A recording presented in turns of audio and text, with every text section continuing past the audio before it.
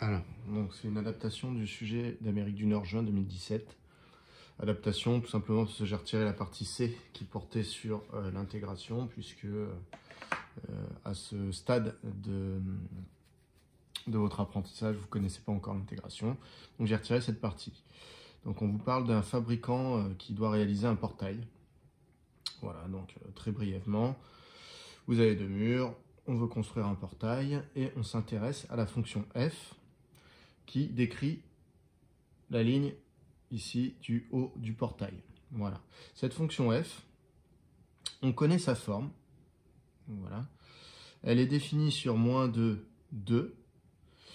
Et on connaît sa forme, c'est-à-dire qu'elle s'écrit sous cette forme-là, avec un b qui est un paramètre ici strictement positif. Voilà. Donc vous avez un petit graphique, donc défini de -2 à 2. Voilà, ça c'est ce qu'on souhaite. On souhaiterait que le portail ait une hauteur de 2 mètres, etc.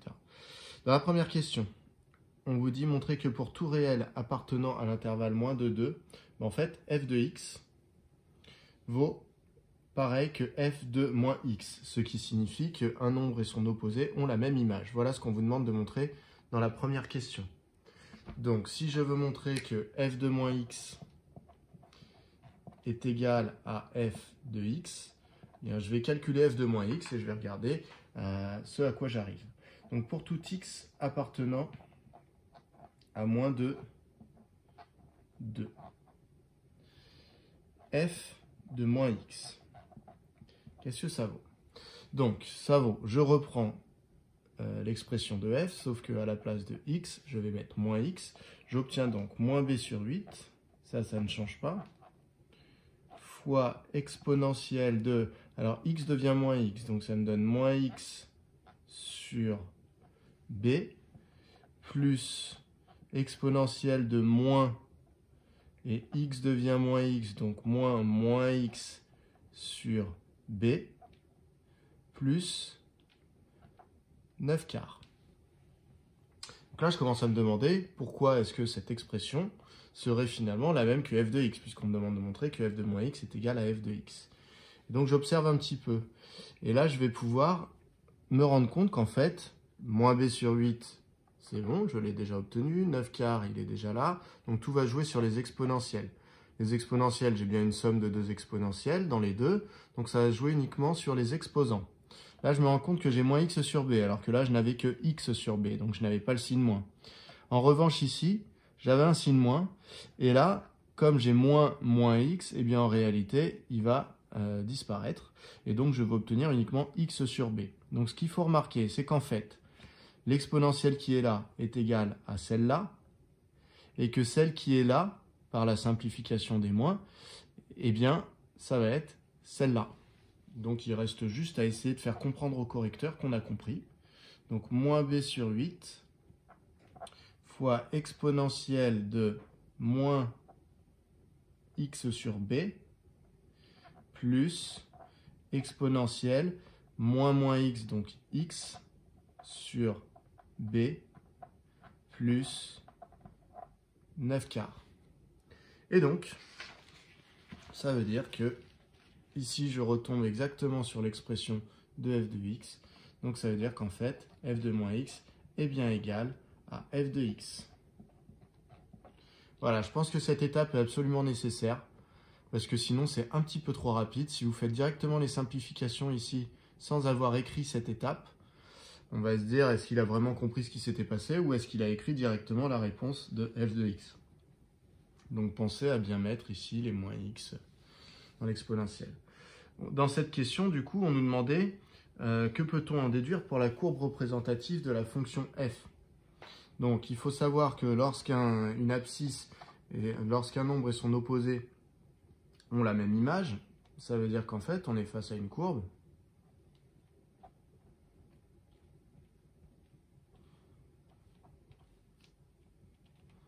Ça veut tout simplement dire que, par exemple, 1, s'il a une image qui me fait placer le point ici pour la courbe, et bien moins 1 a la même image, donc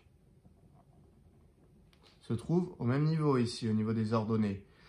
Ça doit être pareil pour n'importe quel x entre moins 2 et 2. Donc si je prends 2, imaginons que 2 est cette image-là, ça veut dire que moins 2 a la même image. Et ainsi de suite. Ce qui veut dire que si j'ai une courbe comme ça, eh bien ce qui va se passer de l'autre côté, c'est le symétrique. C'est-à-dire qu'à chaque fois que je prends un x, comme son opposé a la même image, eh bien en fait l'évolution qui se trouve de ce côté-là va être la même de ce côté-là. Donc comment ça se traduit le fait que pour tout x appartenant à moins de 2, f de moins x soit égal à f de x? Ça se traduit par une symétrie axiale, ici, dans mon repère orthonormé, ici, de ma courbe. Donc traduire graphiquement, c'est la courbe représentative de f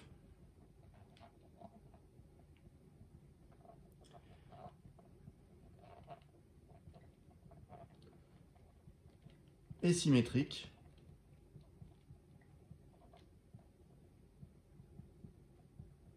par rapport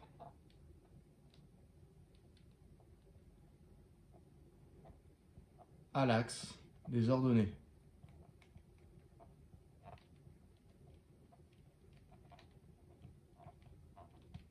Voilà. Alors dans la question 2, on me demande maintenant, on nomme f' la dérivée de la fonction f, et donc on me demande de trouver une expression de f'. Donc il faut que je dérive cette fonction. Donc tout d'abord, est-ce que cette fonction est bien dérivable? Eh bien oui, elle est bien dérivable. Pourquoi? Parce que ici, j'ai additionné une fonction exponentielle avec une autre fonction exponentielle qui sont bien dérivables.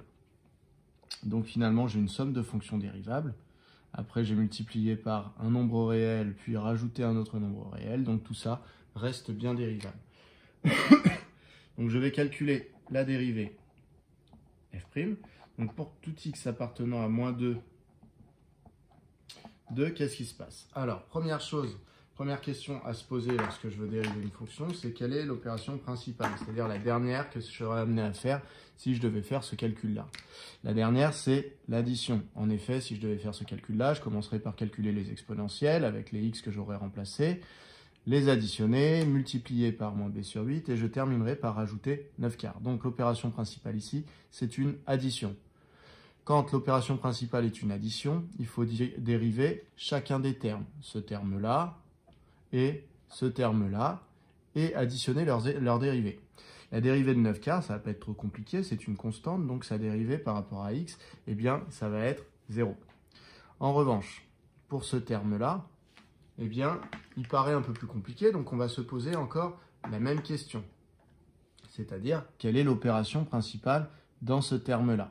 L'opération principale, la dernière que je serais amené à faire si je devais calculer uniquement ce terme-là, eh bien, ce serait la multiplication entre moins b sur 8 et la parenthèse.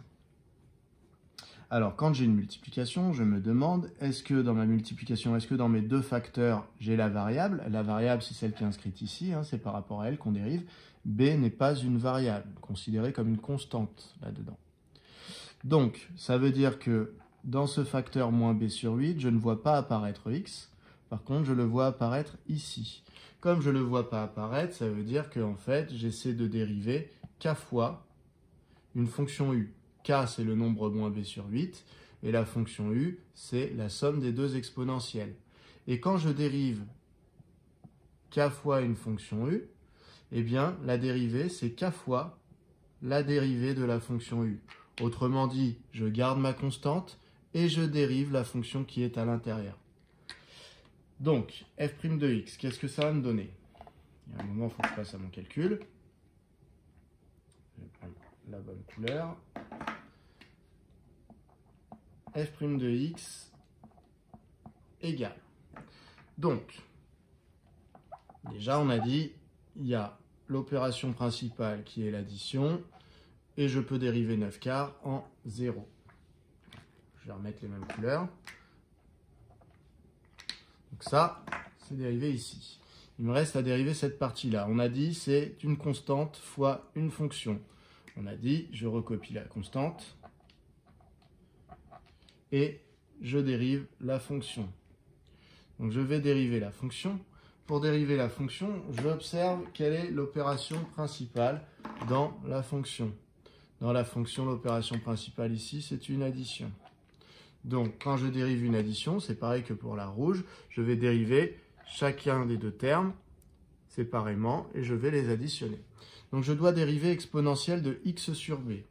Pour dériver une exponentielle, composée avec une autre fonction, eh bien, c'est... Je vais écarter un petit peu.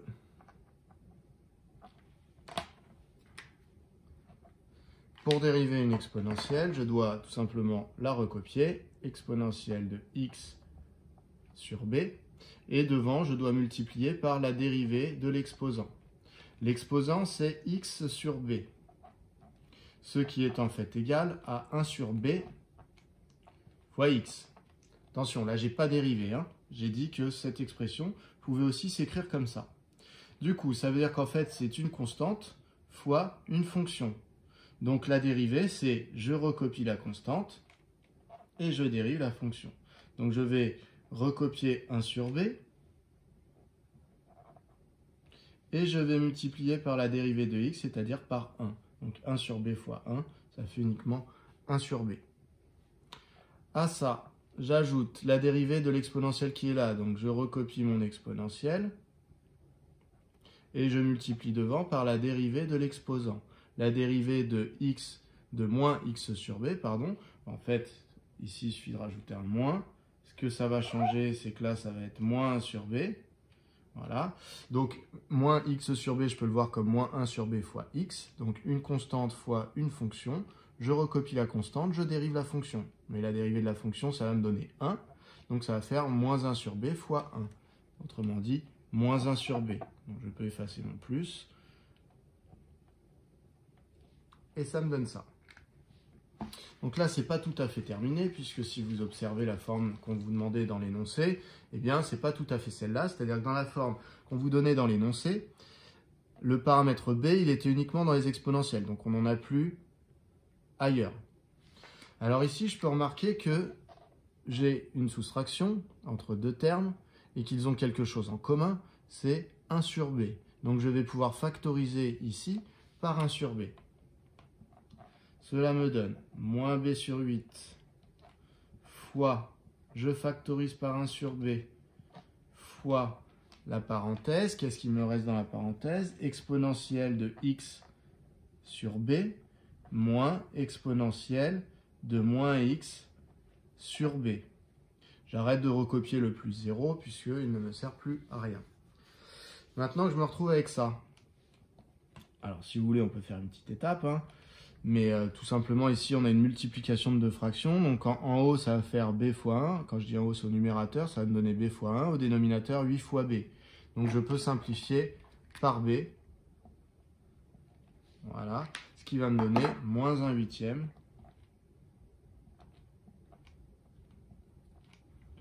de exponentielle de x sur b moins exponentielle de moins x sur b.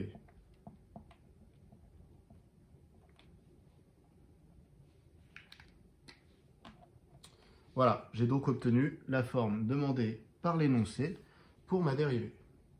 Dans cette question 3, on me demande de dresser le tableau de variation de la fonction f sur l'intervalle moins 2, 2. Donc pour faire un tableau de variation, il me faut donc les variations de la fonction f. Et pour trouver les variations d'une fonction, eh bien, une méthode, c'est de trouver le signe de la dérivée de cette fonction. Donc ça tombe bien, on vous a fait calculer la dérivée juste avant, donc on va s'en resservir. Au passage, vous voyez qu'on vous a donné l'expression de la dérivée dans la question d'avant, ce qui veut dire que vous avez le droit de la réutiliser, même si vous n'avez pas réussi à faire le calcul par vous-même dans la question d'avant. Vous avez le droit de faire la question 3 si vous n'avez pas fait la question 2, en utilisant la formule qu'ils vous ont donnée, et c'est même pour ça qu'ils vous l'ont donnée. Alors, pour étudier un signe, quelle est la méthode? La méthode, ça démarre un petit peu comme pour calculer une dérivée, c'est-à-dire qu'on se demande quelle est l'opération principale dans l'expression. Ici, l'opération principale, c'est-à-dire la dernière que je serai amené à faire, c'est la multiplication entre moins 1 huitième et le résultat de la parenthèse. Donc, mon opération principale ici, c'est une multiplication. On aime bien, quand on étudie un signe, avoir comme opération principale une multiplication, tout simplement parce que on va pouvoir faire un tableau de signes, c'est-à-dire que le signe du produit, en fait, il peut se déduire du signe de chacun des facteurs. grâce à ce que vous appelez la règle des signes. Donc, moins par moins donne plus, moins par plus donne moins, plus par plus donne plus, etc. Tout ça, ça ne fonctionne, cette règle des signes, que dans des multiplications et des divisions. Donc, on est content de voir une multiplication, puisque du coup, étudier le grand signe de tout ça revient à étudier deux petits signes, certainement un peu plus simples à étudier. Alors, moins 1/8, c'est un nombre négatif. Donc, quelle que soit la valeur de x entre moins 2 et 2, moins 1/8 vaut moins 1/8 et donc est négatif. Donc, j'ai un nombre négatif multiplié par. Il faut que je sache si celui-là est positif ou négatif. Ou si ça dépend en fait. Pour savoir, j'observe l'opération principale dedans. L'opération principale dans la parenthèse, c'est une soustraction. Quand l'opération principale est une soustraction ou une addition, en général, on n'est pas très bien. On n'est pas très bien puisque, eh bien, il n'y a pas de règle des signes qui fonctionne dans les soustractions et les additions. La règle des signes, elle est uniquement dans les multiplications et les divisions. Donc, ça veut dire qu'il faut que j'étudie vraiment ce qui se passe à l'intérieur. Première chose que je regarde, c'est est-ce que je ne peux pas factoriser un peu plus? Pourquoi? Pour, encore une fois, au lieu d'étudier un grand signe, eh bien, découper en deux petits signes plus simples à calculer. Là, ici, je ne vois pas par quoi je pourrais factoriser dans mes deux exponentielles. Je ne vois rien en commun a priori. Donc, si vous ne pouvez pas factoriser, eh bien, la dernière chose qui vous reste à faire, c'est de poser une inéquation et de vous demander quand est-ce que exponentielle de x sur b moins exponentielle de moins x sur b est positif. Donc, pour résoudre ce type d'équation, eh bien, le but c'est d'isoler x, comme dans toute une équation. Donc, eh bien, on va essayer de faire les techniques qui permettent de nous débarrasser des exponentielles. Donc, dire que exponentielle de x sur b moins exponentielle de moins x sur b est positif, cela reviendrait à dire que... Alors, mon stylo commence à plus trop fonctionner. Est-ce que celui-là est mieux? Ça a l'air. Et supérieur à exponentielle de moins x sur b. Ici, lorsque j'ai une exponentielle, l'exponentielle d'un nombre qui est plus grande que l'exponentielle d'un autre nombre, eh bien, ça veut dire que le premier nombre est en fait plus grand que le deuxième, puisque les exponentielles sont rangées dans le même ordre que leurs antécédents. Donc ça veut dire que si l'exponentielle d'un nombre est plus grand que l'exponentielle d'un autre, le premier était en fait plus grand que le deuxième. Donc ça veut dire que x sur b est plus grand que moins x sur b. Pour justifier ça, il suffit que je dise que la fonction exponentielle est en fait strictement croissante, donc car exponentielle est strictement croissante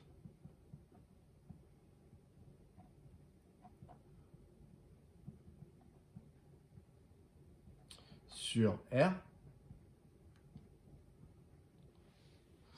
Et donc, c'est ça, strictement croissante, c'est que lorsque j'ai deux nombres rangés dans un certain ordre, les images sont encore rangées dans le même ordre. Du coup, mon but, c'est toujours de trouver x. Donc, je vais pouvoir multiplier par b des deux côtés, dans le but de me séparer des dénominateurs qui sont ici. Lorsque je multiplie par un nombre des deux côtés d'une inégalité, je dois réfléchir à savoir est-ce que ce nombre est positif, auquel cas je garde le même sens, ou est-ce qu'il est négatif, auquel cas je dois changer le sens. Ici, b, dans l'énoncé, on vous avait dit qu'il était strictement positif. Donc, en multipliant par b, je ne changerai pas le sens. Je vais donc obtenir que x est plus grand que moins x. Donc en fait, ça va être positif. Donc ce facteur, la parenthèse, va être positive lorsque x sera plus grand que moins x. Ici, je peux dire que c'est car b est positif. Là, je justifie que je n'ai pas changé le sens. Et donc, si je veux isoler x, tout mettre dans le même membre, donc je vais avoir x plus x plus grand que 0. Donc ça veut dire que 2x doit être plus grand que 0. Et 2x est plus grand que 0 si et seulement si x était lui-même plus grand que 0. Alors vous pouvez voir ça comme une division par 2, division par nombre positif qui fait que je garde le même sens. Et ici du coup, donc là divisé par 2, 2x, ça me donne x. Et 0 divisé par 2 me donne 0. Que veut dire cette inéquation? Cette inéquation, elle veut dire que dans ma parenthèse, le résultat sera positif si et seulement si le x que j'avais mis à la place de chacun des deux là était un nombre positif à la base. Ça va donc me permettre de faire mon tableau de signes où il y aura une ligne pour moins 1/8, une ligne pour la parenthèse, et la ligne pour la parenthèse, je vais la remplir grâce à cette inéquation. Alors, je vais effacer juste là pour faire à côté. Donc, x, il est sur l'intervalle moins de 2. Ensuite, je vais mettre le signe de moins 1/8. Ce signe, on a dit, c'est négatif tout le temps. C'est un nombre négatif, donc x, il peut valoir ce qu'il veut. Comme de toute façon, ce nombre ne dépend pas de x, il est toujours négatif. Ensuite, signe de ma parenthèse, donc exponentielle. Alors là, vous n'allez peut-être pas pouvoir lire grand-chose. Exponentielle de moins x sur b. Donc ça, c'est ma parenthèse. Si vous n'arrivez pas à lire, c'est ça qui est marqué. Donc, on vient de dire que c'était positif quand les x étaient plus grands que 0. Donc, ça veut dire qu'il faut que je place 0. Et en 0, ça vaut 0. Et quand les x sont plus grands que 0, on a dit donc positif. Positif quand x plus grand que 0. X plus grand que 0, positif. Ce qui sous-entend négatif ailleurs. Voilà. Ensuite, du coup, je vais faire le signe de f' de x, puisque c'était lui que je voulais à la base, puisque ce que je voulais faire, c'était un tableau de variation. Donc, le signe de f' de x, il va résulter de la multiplication entre moins 1/8 et ma parenthèse, donc entre moins 1/8 et ma parenthèse, donc entre cette ligne et celle-là. Donc, entre moins 2 et 0, moins 1/8, c'est-à-dire lui, il est négatif, et ma parenthèse ici est également négative. Donc moins par moins, ça va me donner quelque chose de positif. En 0, moins 1/8 est négatif, mais ma parenthèse va être égale à 0. Donc un nombre négatif fois 0, c'est 0. Et entre 0 et 2, moins 1/8 est négatif, multiplié par ma parenthèse qui est positive. J'obtiens donc quelque chose de négatif. Voilà pour le signe de f'. Ce signe de f' me permet de trouver les variations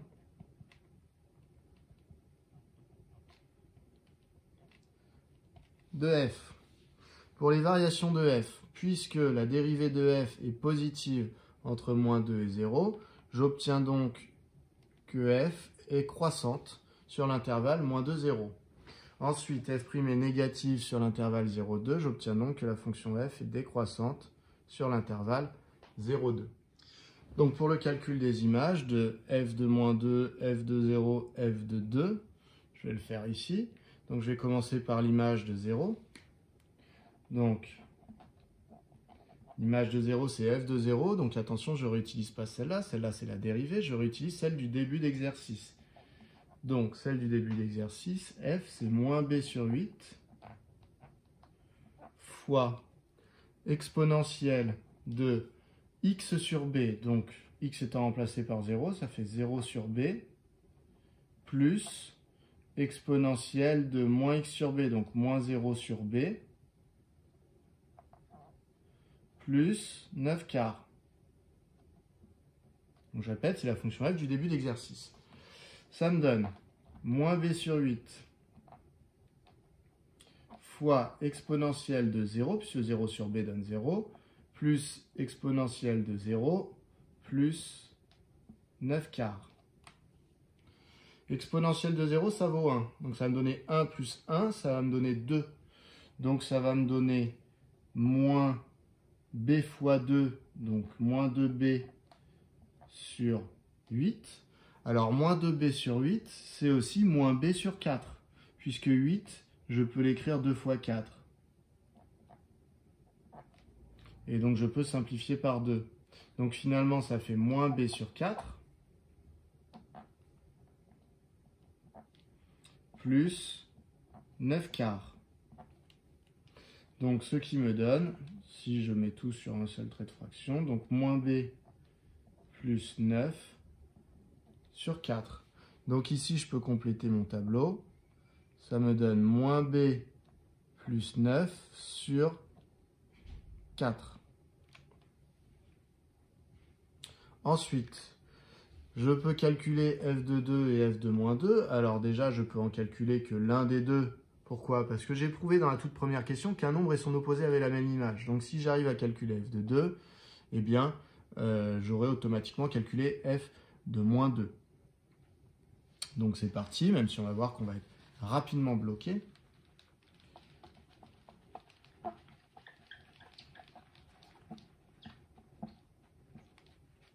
Alors, f de 2. Ça vaut, toujours pareil, je reprends la fonction f. Moins b sur 8. Moins b sur 8. Fois exponentielle de x sur b, donc de 2 sur b. Plus exponentielle de moins x sur b, donc moins 2 sur b. Plus 9 quarts. Voilà, alors le problème c'est qu'une fois qu'on a écrit ça, bon en fait on peut faire aucun calcul ici. Autant tout à l'heure, juste avant, là pour 0, l'exponentielle de 0, on savait ce que ça donnait. Là autant exponentielle de 2 sur b, exponentielle de moins 2 sur b, on ne sait pas ce que ça donne.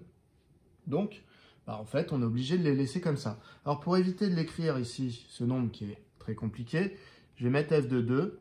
C'est pas gênant, puisque je l'ai écrit à côté. Le correcteur voit que j'ai su écrire le calcul, même si derrière on ne pouvait rien en faire. Et ici, f de moins 2, c'est également, soit vous écrivez f de moins 2, et dans ce cas-là, vous calculez f de moins 2, soit vous dites que c'est f de 2, c'est-à-dire le même que lui. D'accord? Donc f de moins 2 vaut pareil qu'f de 2. Donc c'est pour ça qu'en dessous de moins 2, au lieu d'écrire f de moins 2, j'écris f de 2, pour bien repérer que c'est la même valeur que là. Voilà du coup pour le tableau de variation. Et on me demandait d'en déduire les coordonnées du point S en fonction de B. Alors le point S, si je regarde un peu ma figure, c'était ici, donc S très certainement comme sommet du portail. Hein. Donc c'est quoi? Qu'est-ce qu'il y a de particulier? Eh bien, il est au niveau de l'abscisse 0. Donc en fait, c'est S, c'est le point de la courbe représentative de F qui a pour abscisse 0. Donc je peux lire ces coordonnées dans le tableau, puisque à l'abscisse 0, eh bien je sais que l'ordonnée vaut moins b plus 9 sur 4. Donc effectivement, les coordonnées de S, eh bien, elles dépendent de b, puisque vous voyez que dans l'ordonnée, il y a moins b plus 9 sur 4. Donc, on me demandait les coordonnées de S en fonction de b. S a pour coordonnées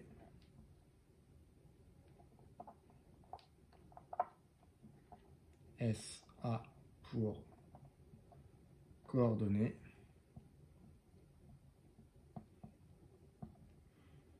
donc 0 et moins b plus 9 sur 4. Donc dans la partie B, on vous dit la hauteur du mur est de 1,50 m. On souhaite que le point S soit à une hauteur de 2 mètres par rapport au sol. On cherche alors les valeurs de petit a et petit b. Justifiez que b vaut 1. Alors, ce qui va vous servir, c'est tout simplement que votre portail, ici, la forme du portail, elle est comme ça, hein, je vous rappelle.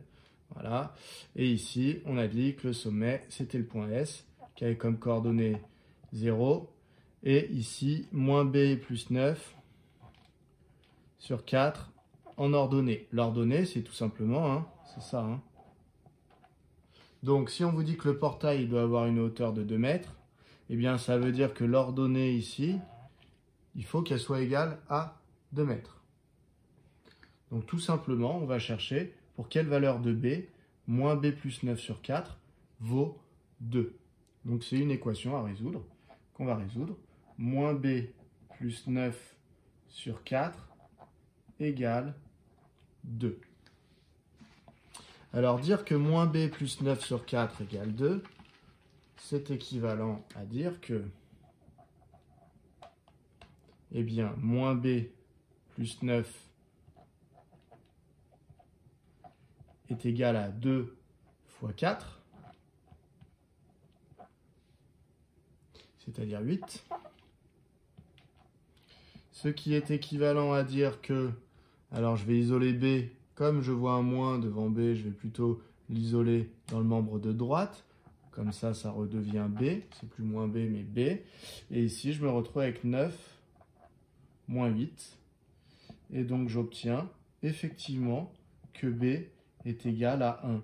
Donc, pour que la hauteur du portail soit de 2 mètres, il suffit que B soit égal à 1. Voilà pour cette question 1. Pour la question 2. Pour la question 2, on m'a dit montrer que l'équation f de x égale 1,5 admet une unique solution sur l'intervalle 0,2. Alors, et on me dit après d'en déduire une valeur approchée. Alors quand on me demande de montrer qu'une équation admet une solution, même une unique solution, et qu'on ne me demande pas de la trouver précisément, ça me fait énormément penser, cette question, au théorème des valeurs intermédiaires, ou théorème de la bijection, c'est-à-dire un théorème qui dit qu'effectivement il y a une unique solution, mais qui ne nous fournit pas explicitement la solution. Voilà. Donc, il est exclu d'essayer de résoudre cette équation à la main en écrivant ce que c'est que f de x, etc. Puisque sinon, vous aurez demandé tout simplement la valeur de la solution, la valeur exacte. Ici, ça n'est pas possible, donc on va réutiliser, puisque ça nous fait penser au théorème des valeurs intermédiaires, il nous faudrait avoir le tableau de variation de f. Donc, petit rappel, on l'a trouvé dans la partie A. Donc, on était sur moins 2, 0, 2.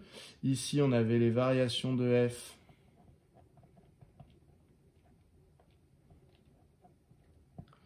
qui étaient que f était croissante puis décroissante. On avait trouvé qu'ici, c'était l'ordonnée de S, vous vous souvenez, et donc on a tout fait pour que cette hauteur de portail soit égale à 2, donc désormais elle vaut 2. En fait, c'est tout simplement moins B plus 9 sur 4, et on a dit que B était égal à 1, donc voilà, ça fait bien 2. Et ici, on a f de 2 et f de moins 2, qu'on avait dit être égal également à f de 2 avec la symétrie du portail.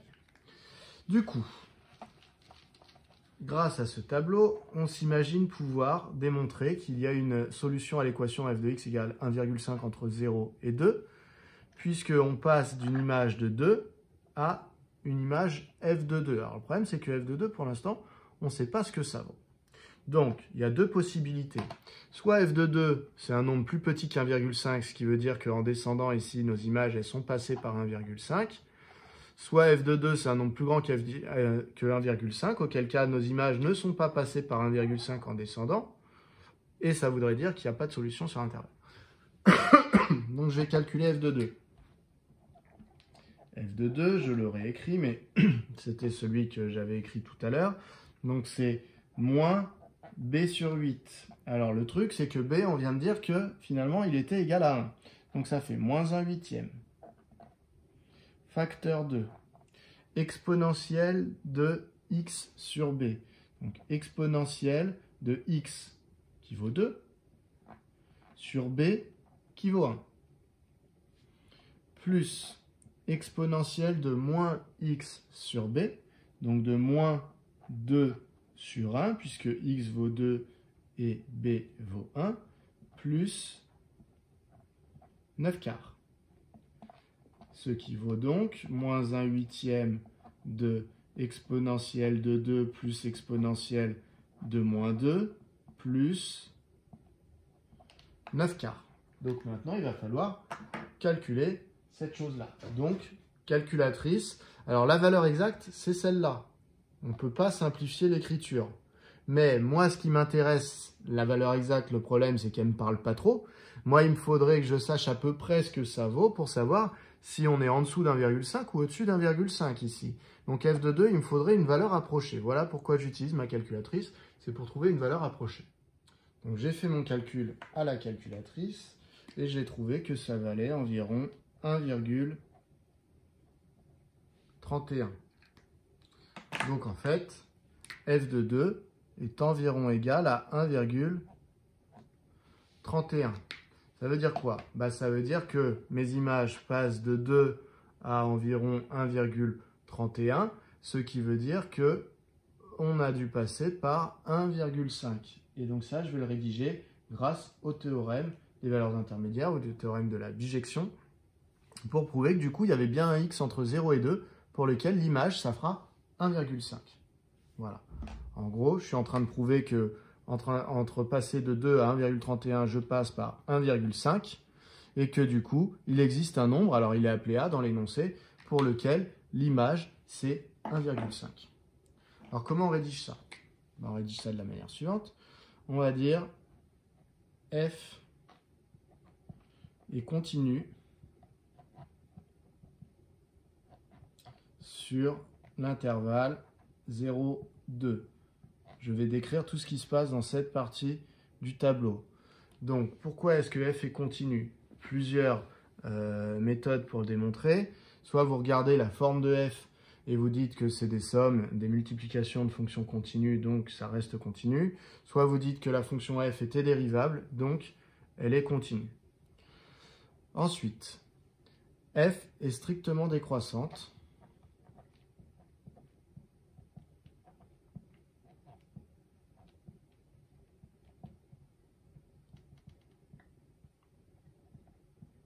Sur 0,2.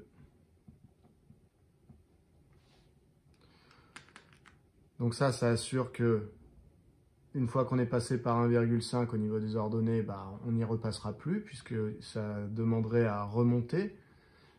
Et donc nous, notre fonction comme elle est strictement décroissante, et bien une fois qu'on est passé par 1,5, on n'y passe plus. Donc ça me donne l'unicité de ma solution.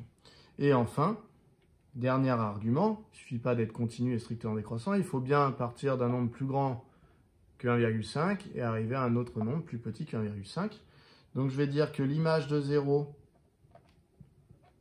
vaut 2 et que l'image de 2, alors je ne vais pas dire ce qu'elle vaut exactement parce que ce n'est pas parlant, donc je vais parler de la valeur arrondie, c'est environ égal à 1,31. Or, 1,5 est bien une valeur comprise, est bien une valeur intermédiaire entre 1,31 et 2. Alors attention, je ne vais pas écrire 1,31, je vais écrire f de 2, puisque là c'est une valeur arrondie, donc ça pourrait m'amener à écrire des bêtises.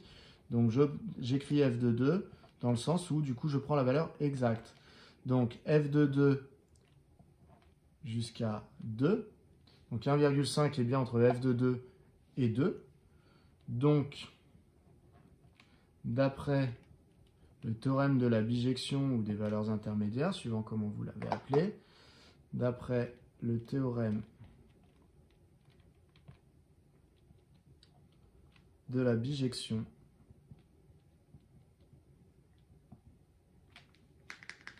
l'équation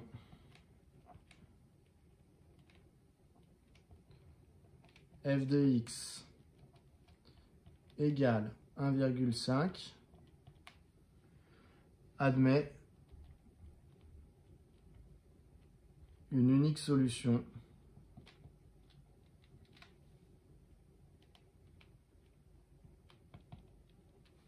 sur 0, 2. Donc voilà qui vient conclure l'utilisation de mon théorème. Donc cette solution, l'énoncé l'a appelée A. Et donc maintenant, il me demande de trouver une valeur approchée, puisque finalement, on n'a pas trouvé explicitement ce que valait A. Donc on va essayer de trouver ce qui s'en rapproche le plus, donc une valeur approchée. Alors je vous remonte la méthode pour trouver une valeur approchée de A.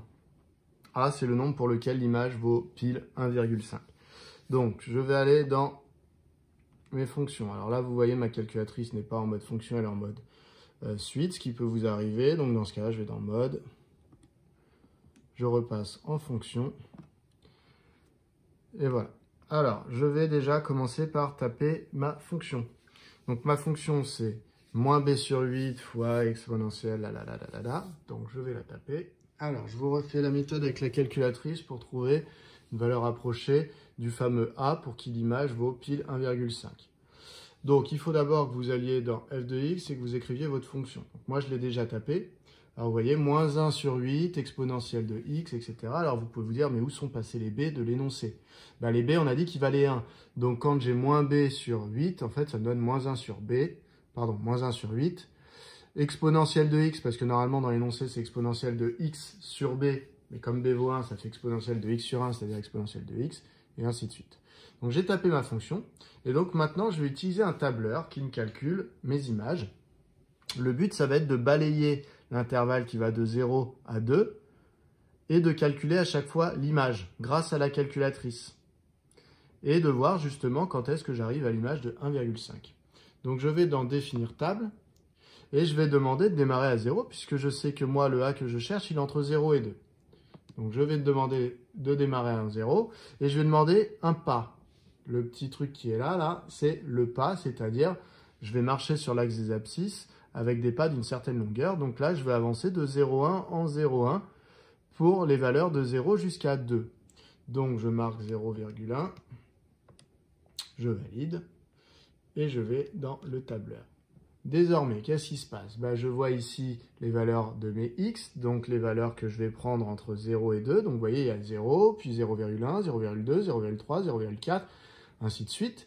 Et à chaque fois, je lis dans la colonne d'à côté les images associées. Par exemple, pour 0, je lis que c'est bien 2.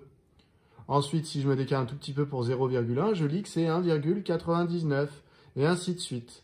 Donc, plus mes x augmentent ici, vous voyez, plus les images diminuent, ce qui est tout à fait normal, puisque plus mes x augmentent, plus les images ici diminuent, puisque je suis sur une portion où ma fonction, sur un intervalle où ma fonction est décroissante. Donc, je vais faire diminuer, je vais regarder quand est-ce que mes images ont tellement diminué qu'elles deviennent égales à 1,5. Alors, vous voyez, je n'ai pas 1,5 pile dans mes images. Par contre, j'ai 1,54 et après 1,47 ici.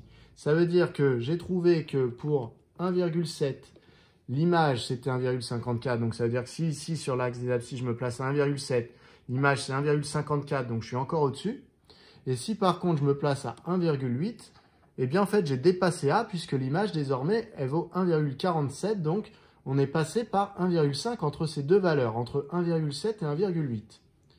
Donc, je vais aller voir plus précisément ce qui se passe entre 1,7 et 1,8. Donc, je reprends ma table et je démarre cette fois-ci à 1,7.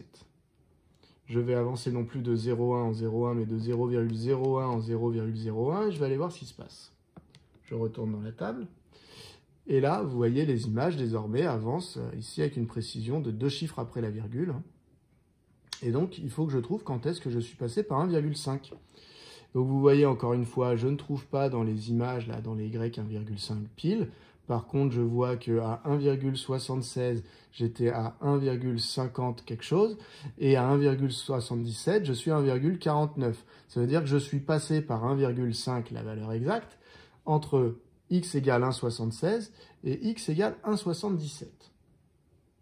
Donc ça veut dire que ma valeur approchée de petit a au centième, puisque c'est ça qu'on me demandait, centième, c'est 2 chiffres après la virgule, soit ça va être 1,76, soit ça va être 1,77. Comment je sais laquelle je prends? Eh bien, je vais aller voir un chiffre après la virgule en plus pour arrondir soit à 1,76, soit à 1,77. Donc, je vais redémarrer un autre tableau qui va être entre 1,76 et 1,77. Donc, 1,76. Et cette fois-ci, qui va avancer avec 3 chiffres après la virgule. Je retourne dans mon tableur. Et là, je me rends compte que vous voyez, on passe, les images ici, elles sont encore plus grandes qu'1,5. Là aussi, là aussi. Par contre, là, elles passent en dessous d'1,5. Ce qui veut dire qu'en fait, eh bien, le A, il est entre 1,762 et 1,763. Alors, on va rédiger ça de la manière suivante. On va dire A est entre 1,762. Alors, si c'est un peu flou, je vais déplacer la calculatrice après. Mais du coup, vous verrez mieux. Donc 1,762 et 1,763. Car on va justifier en donnant les images qu'on a lues. C'est la meilleure manière de montrer ce qu'on a fait. 1,762, son image est environ égale à 1,5005 et l'image de 1,763 est environ égale à 1,4998. Vous voyez, c'est celle-là. Voilà. Donc ça veut dire que le A que je cherche est bien entre l'abscisse qui est là et l'abscisse qui est là. Comme on me demandait une valeur arrondie au centième, il faut que j'arrondisse à 2 chiffres après la virgule. Alors, si je regarde un petit peu ce qui s'est passé ici, donc j'avais découvert que A, il était entre 1,76 et 1,77. Je ne savais pas de qui il était le plus proche, le A. Mais maintenant, je viens de trouver qu'il est entre 1,762 et 1,763. Donc là, on a 1,765. On est entre 1,762 et 1,763. Donc on sait que le A, il est là-dedans. Donc ça veut dire qu'il est plus proche de lui que de lui. Donc la valeur arrondie au centième, eh bien ça va être 1,76. On a donc réussi à trouver une valeur arrondie de A. Et donc A, c'était là où devaient être implantés les pieds de votre portail. Voilà qui vient conclure cet exercice.